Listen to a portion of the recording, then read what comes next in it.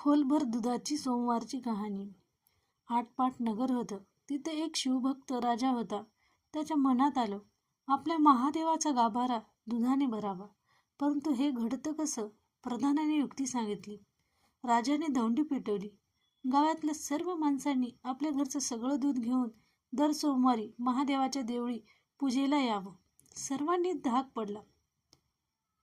त्याप्रमाणे घरात कोणी दूध ठेवलं नाही, वासरांना पाजलं नाही, मुलांना दिलं नाही.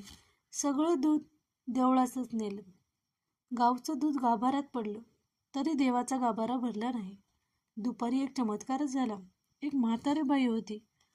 तिनं आपल्या घरचं कामकाज आटोपलं, मुलाबाळांना खाऊ घातलं, लेकी सुनांना नाव घातलं, गाई वासरांना चारा घातला, त्यांचा आत्मा शांत केलं. आपल्या जीवाचं सार्थक व्हावं म्हणून थोडं गंध फूल, 4 तांदळाचे दाणे, 2 बेलाची पाने आणि खुलभर दूध घेतलं. बाई देवळात आली, मनोभावे पूजा केली, थोडं दूध नैवेद्याला ठेवलं, देवाची प्रार्थना केली.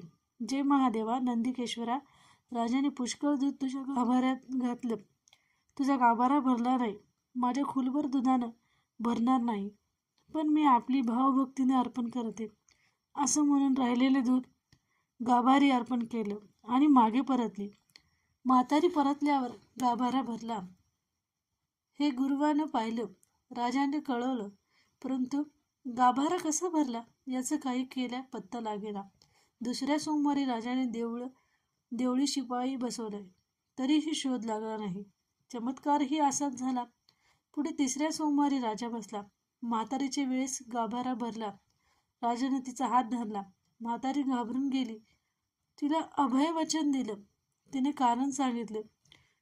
तुझ्या आज्ञेने काय झालं? वासराचे, मुलाचे आत्मा तळमळले. मोठ्या माणसाचे हाय हाय माथी आले. हे देवाला आवडत नाही म्हणून गाभारा भरत नाही. याला युक्ती काय करावी? मुलांना वासरांना दूध पाजावं, घरोघर सगळ्यांनी आनंद करावा, देवाला भक्तीने पंचामृत स्नान घालावे, दुधाचा नैवेद्य दाखवला म्हणजे देवाचा गाभारा भरेल. म्हातारीला सोडून दिलं. गावात दौंडी पेटवली. 4थ्या सोमवारी राजाने पूजा केली. मुलाबाळांना, गाई वासरांना दूध ठेवून उरलेलं दूध देवाला वाहिलं. हात जोडून प्रार्थना केली. डोळे उघडून पाहताच तो देवाचा गाभारा भरून आला. राजाला आनंद झाला. म्हातारीला इनाम दिलं. ती लेकी सुना घेऊन सुखानं नांदू लागली. तसं तुम्ही आम्ही नांदू ही साठा उताराची कहाणी 5 उतरी सुपळी संपूर्ण.